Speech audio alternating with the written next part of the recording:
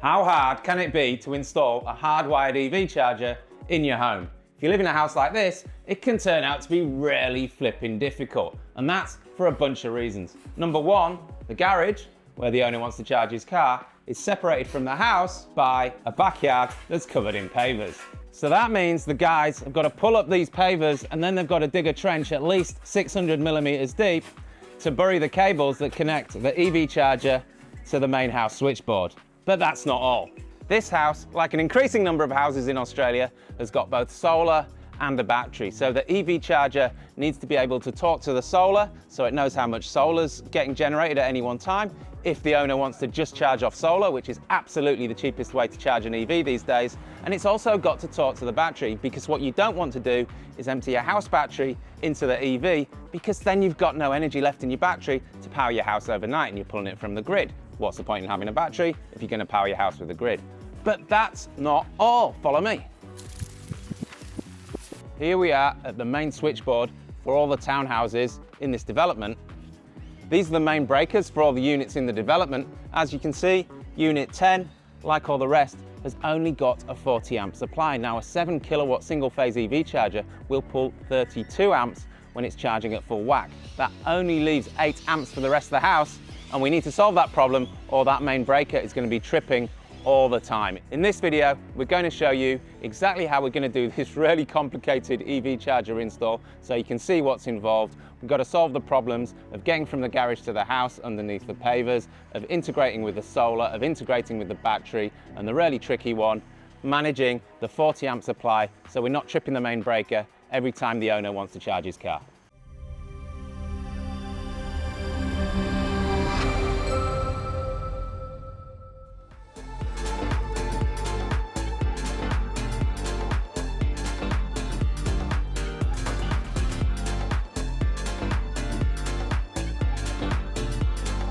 So why go to the $5,000 expense of installing a hardwired EV charger when the homeowner can charge with his existing portable EV charger that he got free with his car? Well, it comes down to time.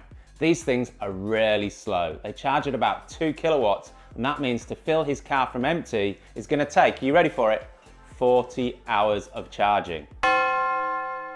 And when you're charging an EV, time is money. If you're leaving your car plugged in for hours upon hours, you're paying to charge that car whatever the grid is charging you. And if you're on a time of use tariff, which is becoming increasingly common in Australia, you're probably charging right through the peak period where electricity costs 50, 60, 75 cents a kilowatt hour instead of charging through the really cheap periods, which can be as cheap as free.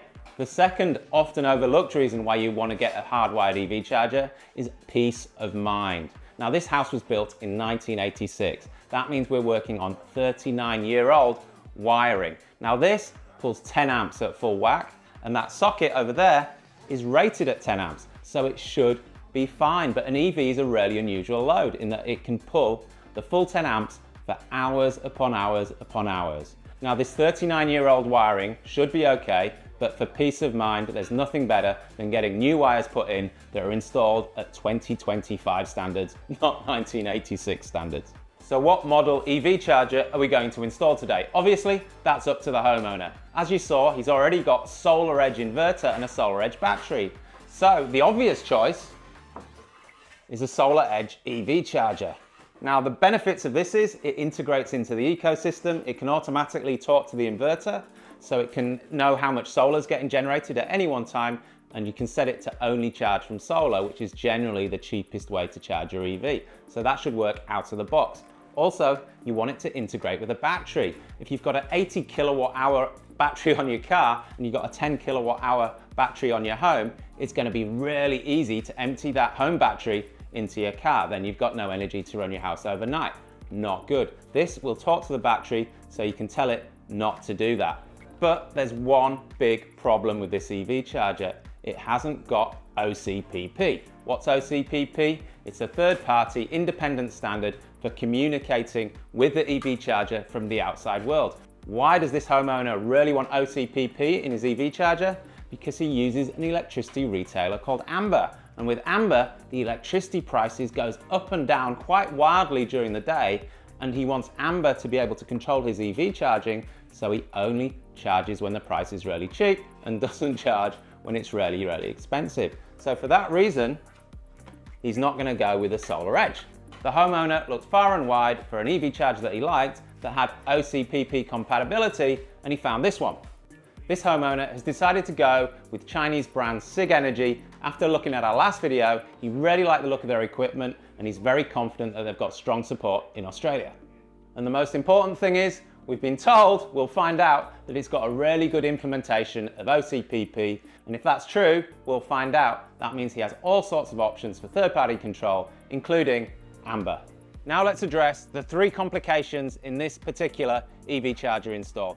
The first one, of course, is the paved backyard between the garage where the EV is going and the house where the switchboard is. To address that, we could have strung conduit along the brush fence, along that side wall, kind of along this wall between the kitchen and the bedroom windows, and then down the side of the house. But the proper way to do it, although it added $1,500, $2,000 to the install, is to go underground. One important thing to note is we're not just running power cabling, which is the white cables here, we're also running data, and you'll find out why in a minute. So the power and data cables, they come out of the trench when they get to the house, they go up the wall in rigid conduit and along all the way to here, where, because this is quite unusual in that the switchboard is inside the house, they got to poke through the brick wall, through the first floor ceiling and into the internal switchboard. Second complication in this EV charger install is that the owner has solar and battery, and he really wants the EV charger to play nice with those. The homeowner has decided he's going to control his EV charging with an app called ChargeHQ. Now, how ChargeHQ works is it's all through the internet. So the Solar Edge inverters, they do a great job of exposing what's called an API, which is basically control software, through the internet for third parties. So ChargeHQ can use that interface, it can see how much solar is being generated, and it can see how full the battery is, and it can switch that battery charging on and off. And then the software in ChargeHQ can make decisions based on the homeowner's preferences about where to put the battery energy and how much solar to use when you're charging the EV.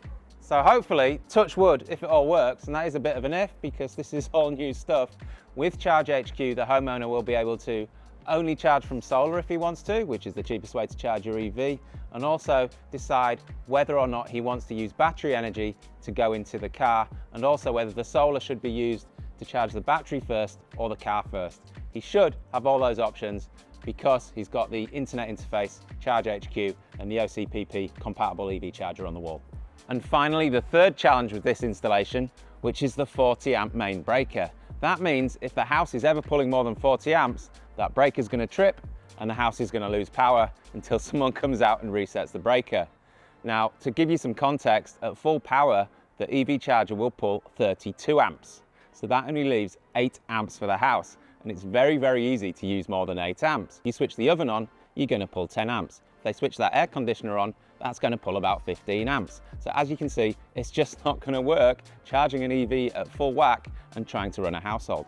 So how do we solve this problem? Well, we solve it with a feature in the EV charger called dynamic load management. And that's all made possible by this power sensor, which goes in the switchboard in the house. Now what this does is, we put this is called a current transformer, we put this around the main feed to the house, and this simply measures how much current is coming into the house at any one time. This power sensor communicates with the EV charger using the pink data cable that you saw before going into the trench.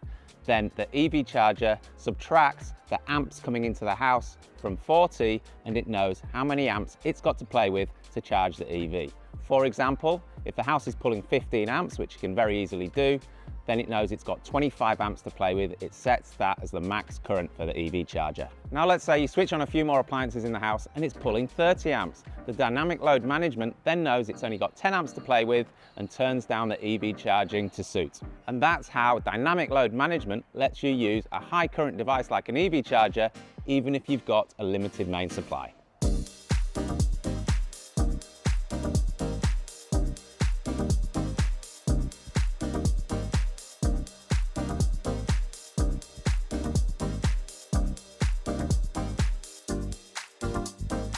So the EV charger's commissioned. It did take about 40 minutes, but this is the first one we've ever done. What did we get wrong? Bit of fun and games with the Wi-Fi. We had to switch it off and on again to get the Wi-Fi working. That took about 15 minutes to work out. Secondly, we wired up the power meter in the house switchboard wrong, so we had to switch over 2 wires on the power meter and on the EV charger. And C, SIG Energy, to be honest, this cover plate is a complete pain in the ass to pull off and put on again because of where the screws are. I'm sure you'll sort that out in version 2. So everything's powered on. The house isn't pulling much current, so I'm going to plug this in the electric car, the Ioniq 5, and it should charge at full power, 7 point something kilowatts. Let's find out.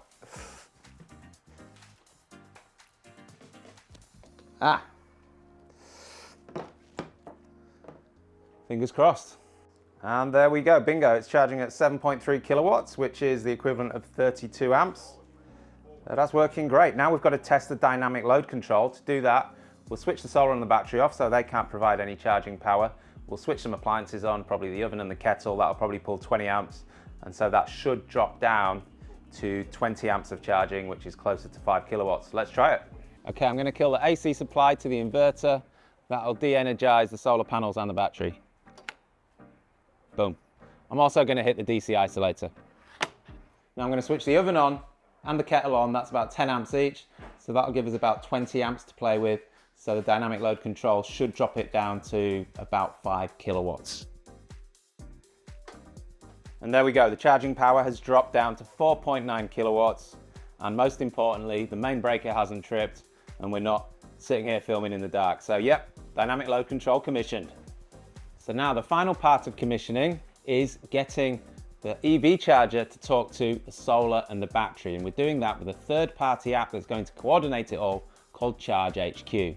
So now I've got to tell ChargeHQ how to talk to the EV charger and how to talk to the solar edge inverter that controls the solar and the batteries. And touch wood, it'll all work together beautifully. Connecting the inverter and battery to ChargeHQ was a piece of cake. Well done, Solar Edge. But connecting the EV charger wasn't. We had to use our contact at SIG Energy, and they did it for us in the background. But we got there. Solar and battery and EV charger are all talking to each other. And that's where the problems begin. Although it's a sunny day, the EV charger is refusing to charge when it's in solar only mode. And that's because ChargeHQ is fighting the control signal sent from the energy retailer Amber Electric. You see, wholesale electricity prices are right now between 0 cents and negative. Negative prices means you have to pay to export solar. So Amber is throttling the solar to 0.5 kilowatts, which is what the house is using, and nothing more. But that means ChargeHQ can't see any excess solar, so it's refusing to charge the car. Now, the good news is ChargeHQ and Amber are both owned by the same company, so we'll need to wait for them to fix their apps to handle this specific situation. In the meantime, the homeowner is stuck with a dumb charger, apart from the dynamic load management. That's the price of early adoption. So this is Don from DQ Electrical. Don, on a scale of 1 to 10, how complicated was this install? Yeah, this one was probably 8.5. It definitely had its challenges. Obviously, we're in an outbuilding, a shed that's offset from the home. So only way to get electrical cabling out here was to dig a new trench. The current power circuit that was out here was only a 16 amp power feed. So obviously 32 amp charger, that ain't gonna cut it. So underground cabling, lifting up pavers, mitigating all the underground services that are here, obviously water. In water pipes. So yeah, that is a challenge, but the boys did a great job. We had a couple of guys here, dug it all up within a day and got it all laid. So apart from the trench, any other complications? Obviously, the other main challenge now is doing all dynamic load management, integrating it in with the existing solar system, integrating with third-party software to make sure the customer is getting the latest features when it comes to charging off of cheap electricity rates and, you know, free excess solar, stuff like that. So it's going to work with the solar and battery, not against them. 100%, yeah. Speaking about dynamic load management, is that becoming more common as houses get more electrical appliances? Yeah, definitely. Obviously, EV chargers have got quite a heavy load, so being able to manage that with other air conditioning and other heavy loads in the home, swimming pool pumps, hot water. So if you're looking for an EV charger, you might just think, well, you know, I'll buy an EV charger online, get my local Sparky to install it. If you do that, are you going to get dynamic load management? Not necessarily. So that's why we call them smart chargers. So, you know, if you want to get the dynamic load reduction, you want to be able to charge from your excess solar, all those particular things, it's important that you're selecting the right charger, and not all of them do it. So that's why we call them either smart chargers or dumb chargers. Yeah, got you. So if you are buying an EV charger, just have a think about that. If you've got solar, if you've got batteries, if you've got a limited supply, then you're probably better off going to a specialist like Don rather than just buying one online and asking a Sparky to install it. So $5,000, 1.5 days later, we've commissioned the EV charger, kind of. We've got dynamic load control working, so that's great. But what we haven't managed to do is the IT side of it, which is getting the EV charger to talk to the solar and the batteries. Now, that's disappointing, but this is a brand new charger. It's the first time we've tried it. Watch this space, because I'm determined we will get it working. Touch wood.